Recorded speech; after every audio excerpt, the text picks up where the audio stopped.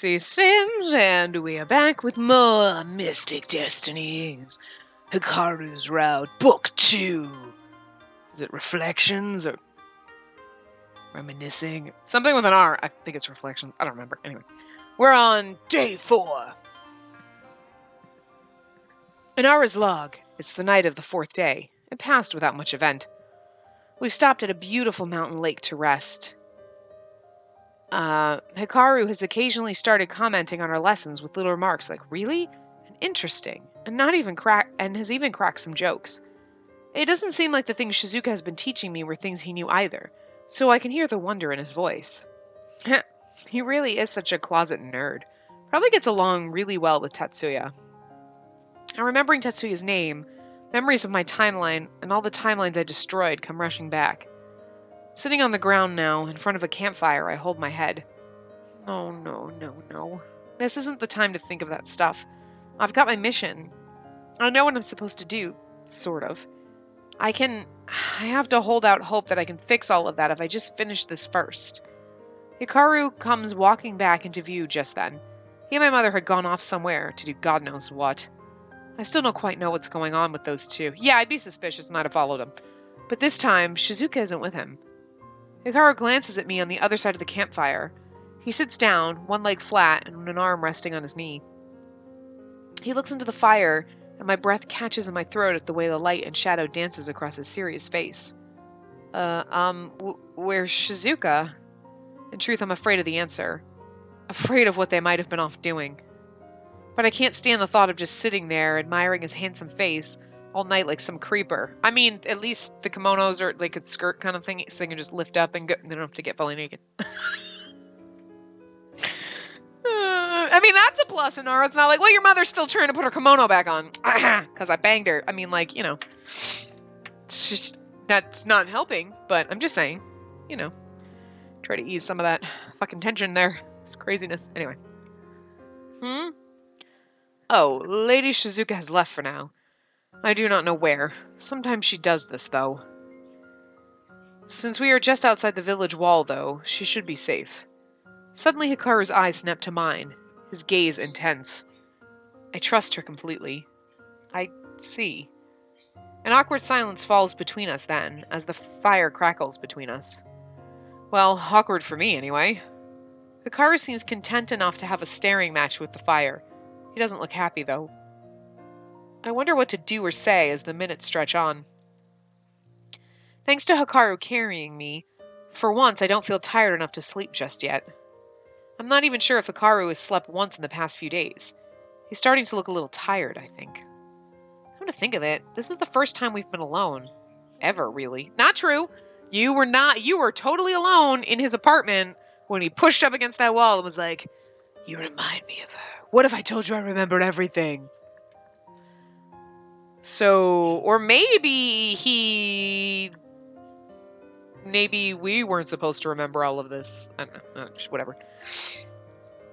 My mind helpfully corrects me. I think back in a flash to Sunika appearing in Hikaru's apartment. Oh, hey, see? Duh. And then being trapped in the space between worlds with what I thought was Hikaru's corpse. I shiver violently and Hikaru looks at me. Cold? No, not exactly. Hikaru continues to look at me, his curious eyes penetrating my already weak defenses. I sigh. Hey, Kazama, why do you call me that? Huh? Because it's your name, right? Perhaps in the future, but I am only Hikaru here. Really? Then, is it alright to call you that? I notice that you call Lady Shizuka by her first name, as if you're familiar with her. I have no right to be elevated any higher than her. A simple yes would have sufficed, but alright then. Hikaru, would you mind if I told you more about what happens to you? I would welcome it, but I would also like to know your relationship with Lady Shizuka. You may not like that explanation. I see. I know I am protective of her, and I know that I can be biased about her. But still, it is the mark of a mature man to be able to listen without judgment. So I will do my best to patiently hear you out to the end. Very honorable. Then I'll tell you my story. And so I tell Hikaru everything, starting from the ritual, all the way down to me coming to the past. He only stops me once. Your mother, Lady Shizuka, is your mother. I nod. Sort of. I'm not really real. Anyway, just a copy of the real Shizuka. After that single interruption, he listens to me without a word. But despite his complete silence, not once do I feel like he's not giving my words his utmost attention. As I finish telling my story, I finally come to realize that the tears are freely streaming down my face. Oh, I reach to scrub them away, but Hikaru's hand is on my face, already wiping them away from me. Oh my god. My cold dead heart wants to vomit, but the soft squishy inside is like, oh, so cute. This game has ruined me. This and Amnesia Memories, these two ruined me for like life. Now I just want to play all the terrible, trashy, romancy visual novels because I can't. I need to take a drink. I'm so thirsty. I hope you couldn't hear that. Now I have a piece of ice in my mouth, so hold on. I accidentally drank in a tiny piece of ice, and I'm like, I'm not gonna chew it. Well, I'm gonna be like, crunch, crunch, crunch. I need to take a drink, and I'm like, I should just turn my mic off for a second, because I really don't want people... You know that's a pet peeve of mine, so... Anyway, he drops his hand and takes mine in his instead. You have been through a lot of suffering. I am sorry you were thrown into this. Hikaru seems as if he's in just as much pain as me, and I'm surprised for a moment. But then I remember... Oh, no. He really is a kind person. He always has been. When I first saw you, For the first time, Hikaru seems as if he's struggling for words. I did not know what to think. Trusting you was difficult. You look like Lady Shizuka, yet different. I could tell immediately there was something different about you. You seem familiar to me in a way that she never has. Why is that? He sighs. That is why it's impossible for you to be just a copy. That logic... I laugh despite myself. I'm not sure if I can fully understand or agree with that. Would it help you then if I told you that I can see souls? Anara, I can see that you have your own soul. It burns brilliantly and shines in a completely different way than anyone else that I have ever seen. So please, do not say that. Never think of yourself as anything less than the beautiful soul that you are. That needs to be like a meme. You know, just like on a little inspirational poster. Never think of yourself as anything less than the beautiful soul that you are. It might actually already be one, but I don't know. Whatever. It needs to be inspirational poster. You have overcome so much. You have sacrificed so much, just to stay true to the path you have chosen. I am sure there are many more trials ahead in the future, but you must never forget how far you have come already. But ruining everyone's lives for one person. But I don't know if sacrifice was the right path. Those are both, like, bad. Like, I'm good with my decision, or, you know, you're worth it. It's like, yeah, I don't know, or, well, I don't know. Thank you, but I don't know if I chose the right path. I hurt so many people. I messed up so badly. No matter how hard I tried to do the right thing, I still hurt people I care about. It was Sunika who chose to hurt them. She wanted to hurt you, and so she did it through them. Her own pain and the things she cannot accept misguide her into evil actions. You are simply the person who is entangled and pulled into her twisted plans. It has nothing to do with you. It was not your fault. At this, I can no longer hold back my emotions. Why are you so kind? It's not fair. I managed to say in between steps, it's not fair. Better. Hikaru pulls me close, letting me cry onto his shoulder. Oh, all the feels. Everyone has their own burdens to bear, our own challenges to overcome. The regrets we carry from our actions can feel as if they will suffocate you. But if you can remember how far you have come, all while looking ahead to the future, looking toward whatever it is you are fighting for, then I know you can find whatever it is you are seeking, or achieve any dream you're reaching toward. He is like a fucking walking like he's a walking inspirational poster, like. He's like a flashing billboard that just changes its inspiration every so often. Like, Hikaru sighs and moves away from me. Thank you for telling me your story.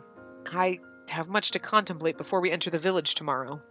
You should rest now. I'm really kind of concerned. You seemed like her, but different. And it's like, you know, there's something about you that's not ever been the way it was with her, or whatever he exactly said. And it's like, so were you trying to get into her pants? Or are you kind of like a thing with her? Like, I don't, because that just creeps me out.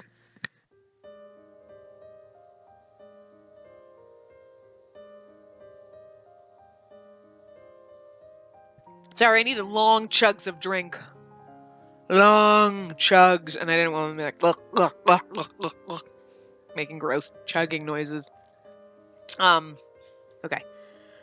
Feeling worn out from all the tears and recounting my sad tale, I don't argue when Hikaru unrolls the bed for me.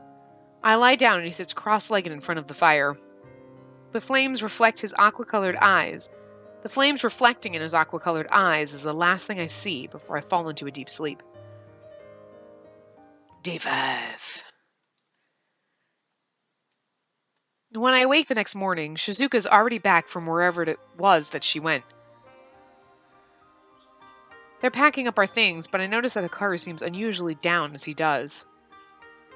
Shizuka seems to notice as well, as she stops what she's doing and stares at his hunched-over form. Did something happen last night?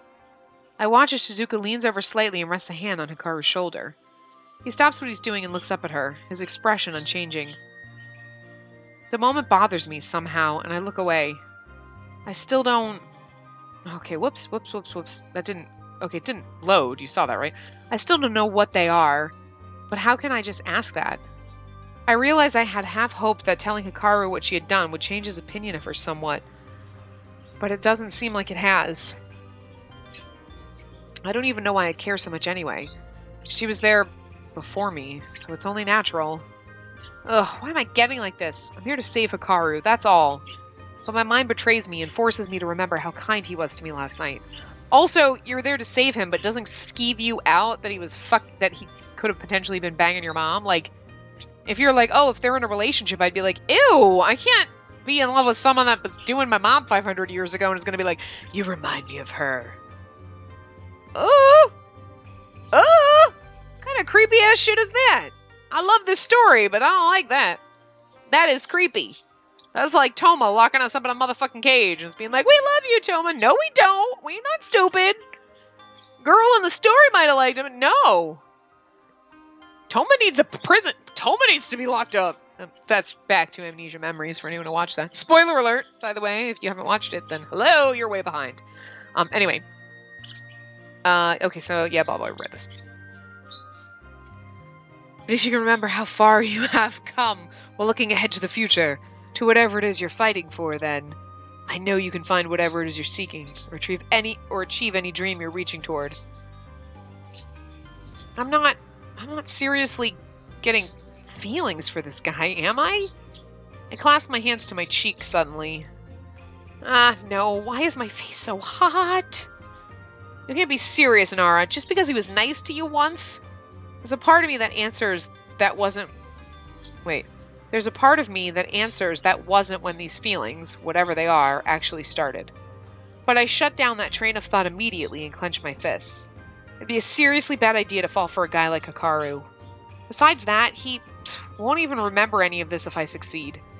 Things will go back to the way they always were.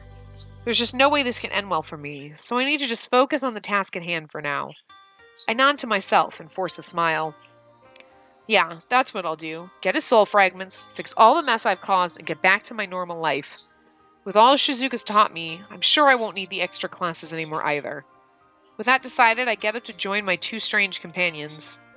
My mother and the guy I'm in love with, who's probably banging my mother. I don't think they're having an affair. We're finally headed to the village this morning.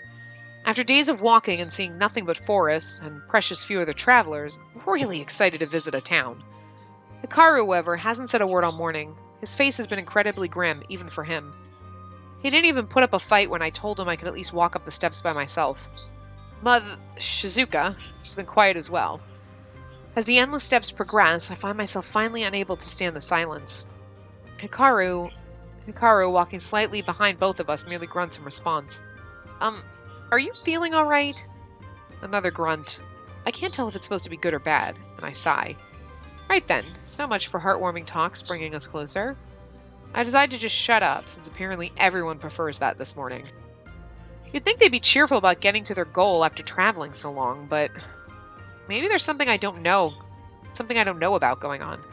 Could it have to do with why Shizuka left by herself last night? Or something to do with the town itself? I rack my brain trying to think of all the possibilities, but in the end, without any more information, I can't really come to a conclusion. About halfway up the steps, or what I pray is halfway up the steps, we sit down to eat some lunch. That is a long-ass bunch of stairs to a motherfucking town. I'm not sure I've ever had this many rice balls in my life. At least this combined with all the walking should have helped me lose a few extra pounds, I guess. Shizuka smiles at me as if she knows what I'm thinking. We will be able to get some more food in the town. I'm sure this must have been difficult for you to get used to. I'm still not entirely used to Shizuka comforting me, but I nod. What I really can't wait is to eat some meat. Any kind of meat, really. Or vegetables. Ugh, both sound so good right now. Shizuka giggles, and I have to school my face so my mouth doesn't just drop open. I completely understand. The first meal after a long travel is always the best. I look over at Hikaru, who would have normally joined the conversation by now, but he looks to be deep in thought. I glance over at Shizuka, and she seems to be feeling the same way I do. Maybe she doesn't know what's going on either. Ugh, these two are so secretive. Not that I'm much better, I guess. I decide to break the silence with a neutral question. So, can you tell me anything about the village up ahead? You said it was called... Wait. Miyazawa?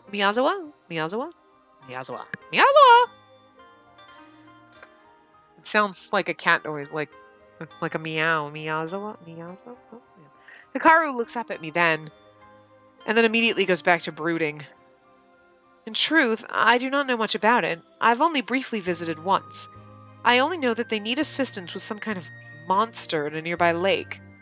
So of course we had to come. A monster. My mind instantly goes back to the Japanese myths that I know, and I shudder. I certainly hope not all those were real.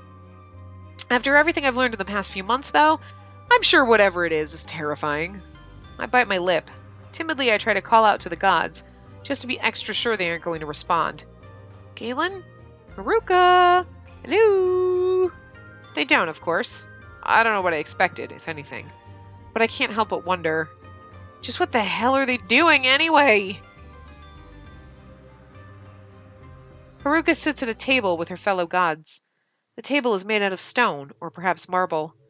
It does not matter, for it floats above the god of chaos's pool of water, unheeding of such things as gravity. Haruka, sitting in a matching chair, gingerly reaches for her teacup. It is with shaking hands that she brings it to her lips as she watches the other two gods. Sunika no Mikoto sits to the left of Haruka.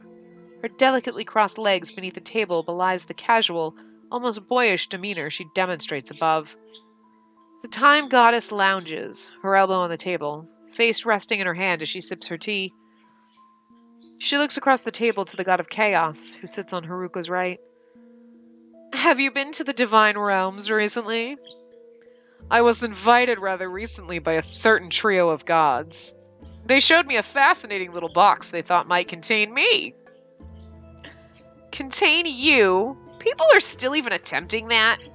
Laughter escapes his lips, half amused, half something else. Hope springs eternal, I suppose, even with gods. As human as that is. Haruka tries to steady her hands as she places the teacup back on the table. She asks herself how this ended up happening, but she realizes that there is no certain answer. Once they had sent Inara off, Galen simply offered Sunika tea. The goddess had shrugged and said sure, leaving Haruka with her mouth hanging open. A table had been summoned, and that is now how the unlikely trio sat, discussing godly affairs as if it were gossip. Haruka could not find it in herself to participate in the conversation, because in all honesty, she was terrified of the two gods. And everything in her divine being told her that this arrangement was wrong. Divinity represented order, and chaos went against everything that stood for. Humans aren't so different from us, really. We're all fools. I'm curious, though, what happened with the box? Did you leave the idiots alive? Fools they may be. Fools they may be, but killing them would have been a waste. And I prefer not to deal with angry little gods attempting to avenge some half-wits. Yet, despite being born with the power to keep the timelines in order, Sunika was the one taking advantage of the chaos, while Galen was the one trying to restore something very precious to her.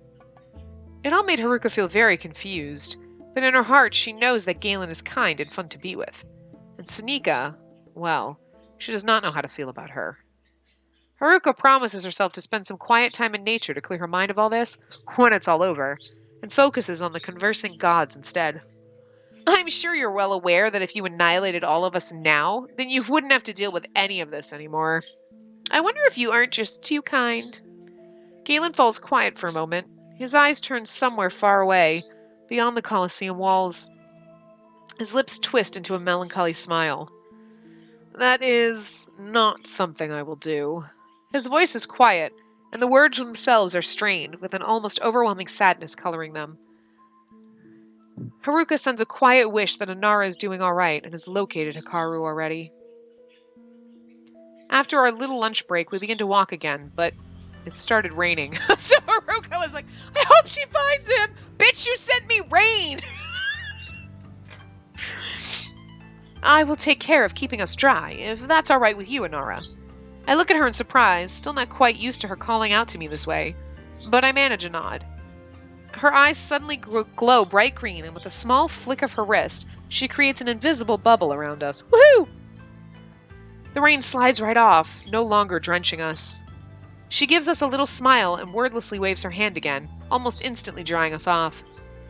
We continue to walk up what seems like never-ending steps in silence. So I think Galen is like, oh, tea! And because time works differently, they're keeping Sunika occupied so we can get the shit done that we need to do while she's like, ha ha! Made you look look over there! Too bad you lost, Well, we have 2 months later. Anyway, I watch the steps under my feet, only half paying attention to our surroundings. I hear Hikaru gasp suddenly and almost trip over one of the steps. I look up to see a girl with a traditional umbrella standing on the steps above us. Sina? Hikaru? The girl drops her umbrella and runs up to Hikaru. Oh dear God, another woman he's slept with? Before he can so much as react, she throws her arms around him, burying her face in his chest. It's really you! I can't believe you came back! I had to. You needed help. Hikaru gives the small young woman a gentle pat on the back with one hand. I glance at Shizuka, wondering how she's taking the situation, and see her calmly watching the two with a smile. Sina comes to realize there's other people there for the first time and grows shy. She lets go of Hikaru and holds onto his arm instead. I like how they always put so many millions of women. None of them probably had a... It's like, he's like my brother! Not whatever, and yet we're like, I want to stab him in the eye. Hello, I'm Sina. Are you guys Hikaru's friends? The question is a simple one, but in that moment it makes me realize that I don't even really know if I am or not. And who knows what Shizuka is to him? But Hikaru answers for everyone. They are my companions. They are here to help your village. This is Lady Shizuka and Lady Inara. Lady Shizuka, the legendary sorceress. Shizuka gracefully nods her head in response. I feel kind of lame next to Shizuka, like an afterthought, but technically I do have all Shizuka's powers, I guess. It's just that other people don't know yet. It's strange to see my mother recognized like this. There was so much I didn't know growing up. I still can't wrap my head around the fact that any of this is even happening. Was ever real. Sina looks at me. You two look just alike. Are you related? Sisters, maybe? We're related. Yes. Hikaru jumps in to divert the conversation, perhaps sensing my discomfort at having to explain the nature of my relationship with Shizuka. But Shizuka doesn't know. You didn't tell her, yo, I'm your daughter. So, Sina, we meant to be here earlier. Can you tell me the situation in the village as we walk? Of course. As we continue to walk up the steps, Sina tells us that there has been a monster terrorizing people who go anywhere near the lake. I suspect that it might be a kappa. Perhaps, but they are not normally so malicious. We'll know soon enough. It's already evening by the time we reach the village. Hikaru's mood seems to have gone even darker. I sigh. Instead, I look around the village, taking in all the cute fox statues everywhere. You guys sure like foxes. Ah! This is funny for a reason I can't explain. Oh, they're kitsune. They're deities we pray to here. Kitsune, fox people. So is she a fox? Are you kitsune? Are you? Are you? Kitsune, the shape-shifting foxes, right? And I knew this! Because I had to look it up for something. And I can't tell you what it is. But like, oh my god. Anyway. Yes. Can you tell me more about them? I don't remember that much about them. Sina gets a look of passion in her eyes as she clasps her hands together. I kind of, I want her to tell us more about them, because it'll be fun. I'd be happy to tell you some facts. We believe kitsune possess superior intelligence, long life, and magical powers. They have multiple tails. A great number of tails shows how much older and more powerful a kitsune is. Some people say that a fox will only grow additional tails after it has lived 100 years. When a kitsune gains its 9th tail, its fur becomes white or gold. She's a kitsune, isn't she? It's not really agreed upon what abilities they gain at 9 tails, but they're called Kyubi no Kitsune? Kyubi no Kitsune? Some people say they gain the ability to see and hear everything happening anywhere in the world. Other people say they will have infinite wisdom. I'm sorry, I'm rambling, aren't I? It's okay, I asked. They sound amazing. They really are. Sina?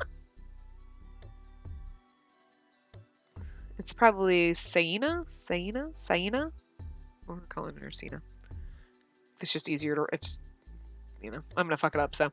I was wondering how it is that you know Hikaru. Well, I met Hiki when he stayed at my village last time to help us out.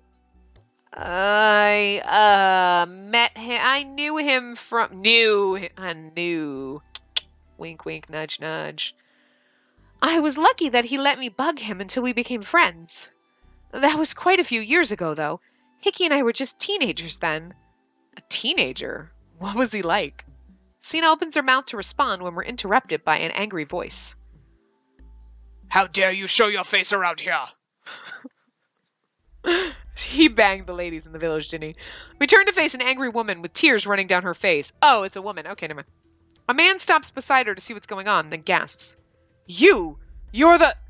Hearing the commotion, more villagers gather around, gasping and pointing right at Hikaru. What's going on? You're traveling with a murderer. I turn to look at Hikaru, who only stands there, receiving their anger and accusations as the crowd begins to yell things at him. I don't yell. Oh yeah, there's words. He begins to yell things at him. Sina grabs onto his arm protectively and glares at the crowd. Can everyone just calm down? I know that people you love were hurt. I know that people died, but it was an accident. He was just trying to help. My husband died because of that monster! Half our village was destroyed. It took us years to restore this much. How dare you show your face here now? He came back to try to help us. You can't... Sina looks up as Hikaru puts a hand on her shoulder and then walks off on his own. Hikaru, wait! Hikaru! Before I can even think about what I'm doing, I find my feet moving on my own, chasing after Hikaru. I follow Hikaru through the village, but he moves so fast that I can't catch up with him. He finally stops at a lake just outside of the village. I put my hands on my knees, entirely out of breath. My heavy breathing makes Hikaru turn around. Inara? Tears? Oh, look at his precious little baby face and his tears. Seeing the tears freely streaming down Hikaru's face makes me think of the last time he cried in front of me. Hikaru seems embarrassed and turns away. I look down, uncertain how to approach the wind demigod. I don't want to be pushed away again, but right now, supporting him is more important. Steeling myself, I walk up to him, though he's still facing away from me. Uncertain of what I'm doing myself, I stand there for a moment before gingerly putting my arms around him from behind. I press my face into his warm back and tighten my arms around his waist. I feel him stiffen, but I squeeze my eyes shut and try to send him the message that it's okay. that he's not alone. Gradually, Hikaru relaxes and I open my eyes, staring at the setting sun over the peaceful lake. That's a little weird for someone you just met, even though you might be in love with him and you don't know if he's banged that Cena chick and if he's banging your mom, and then you're like, I'm just gonna hug him because whatevs. If he passes it around town, next up. I mean, seriously, is that what she's... I don't know. Occasionally, I feel little movements that I think might be sobs, and I just hold him tighter. Seeing that I haven't been rejected yet, I finally work up the bravery to speak. Do you want to talk about what happened here? Hikaru lets out a heavy sigh and gently loosens my hold on him. He turns towards me. It is not something I like to talk about, but you have already seen and heard many things. I should clarify them at least. To understand, I need to explain what I am first, who I am. You already know that I am half god. Being a demigod does not work quite the same as other half-species. It is more like there is a human Hikaru and a god Hikaru, both inside of me. Maui? Just thinking. Every time we talk about demigods, I can't help thinking of Moana, and I'm like, but Maui didn't seem like there was a human him at all. It was just the demigod him. I'm just saying. When I was a child, I had difficulty controlling that god. A weak god though he may be, he is still destructive. That is why my mother gave me this earring. When I was 7 years old, I lost control of that god and badly hurt another child. My village called me things like freak. They did not know what I was, but they feared me. My father, though only a farmer, was brave and spoke up for me. He and his wife protected me. So your daddy had a wife, but your daddy banged a goddess. Maybe he slept with the goddess and then got married. I mean, we don't know, but it's so cute. He has a stepmommy. They sent me to bed early that night so that I would not hear the awful things that they yelled outside our home. But I still heard, could not sleep. I felt as if I was nothing but a burden to my parents. I did not know what I was or why I hurt people like this. Later that night, when the villagers had tired, I snuck out. I walked to the shore of a lake much like this one. And that is when my mother came to me for the first time. Haruka no Kaze. Yes, I had never met her. Oh, was that Inara that said that? Whatever. Nor did I know the story of my birth. I was afraid at first, but I could feel in her a sameness that I had never felt with anyone else before. She was beautiful, kind and divine against the moonlight, and so I felt relaxed in a way I never could remember feeling before. She introduced herself as Haruka no Kaze, goddess of the winds. She told me that she was my birth mother. She said that she had met my father 8 human years ago and fell in love after he had tried to save her. My mother told me that made me half god, but she said that the god inside me was too strong to let out around humans, for they are naturally weaker. Hikaru touches his earring. That is when she gave me this, to limit my power. Ever since that night, knowing that she was watching over me, knowing that I could fit in and not hurt anyone, I became happy, and I was grateful. When I was 16 years old, I met Lady Shizuka. She had come to my village to rest and ended up fighting off a monster alongside me. That is when I decided that I wanted more than just to fit in. I wanted to help other people with my power. So, what, they've been doing this like 7 years? So I begged Lady Shizuka to take me with her, but she refused. Still, I was stubborn. I said farewell to my father and his wife, the only other woman I knew was my mother, and I set off on my own to help people. But I made many mistakes during that time. During Onin War, I have no idea. There's a different way to pronounce that, but I have no idea what it is. A few years back, I tried to help those who were weak that had been swept up in the war, but I was not able to save everyone. I saw so many die. Despite all my supposed power, still so many died. Hikaru trails off for a few moments, and I reach out to take his hand. Not looking up, I stroke his hand. And what happened in my Yazawa village? I have to stop every time. My Yazawa village. In my Yazawa village was my greatest mistake. After the war, I wandered here. I had seen too much. I wanted someplace quiet I could gather my thoughts. The people here accepted me as I helped them out with everyday tasks. Sina and I became close friends after her parents let me do work for them. I grew to become comfortable here. It became my second home. But really, I was just running away from my pain. And from my dreams, too. From what I really wanted to do. You cannot outrun your destiny, it seems. You'll always be pulled back in eventually. A powerful demon attacked the village one day. I had heard about it attacking other villages, but I figured there was nothing I could do. At least that's what I told myself. Eventually, it came to Mayazawa. I tried to fight it when it tried to attack Sina and I, but my earring, I lost it in the fight, and then I lost control. I'm pathetic for saying this, but I'm thankful I have no memory of what happened next. In the end, it was Lady Shizuka stopped me and brought me back to my senses. She had come to help them. I am ashamed she saw me that way. And I'm far more ashamed of what I did while I was like that. People died. I killed people, destroyed their homes. I have no words or defense for my actions. I immediately find myself hugging Hikaru, this time from the front. He looks down at me, stunned. But it was an accident. You were only trying to help. Even so, It was Sunika who chose to hurt them. You were simply the person who was entangled and pulled into her twisted plans. It has nothing to do with you. It was not your fault. Isn't that what you told me last night? Was that a lie?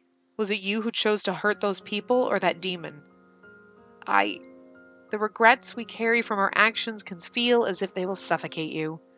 But if you can remember how far you have come while looking ahead to the future, to whatever it is you're fighting for, then I know you can find whatever it is you're seeking, or achieve any dream you're reaching toward.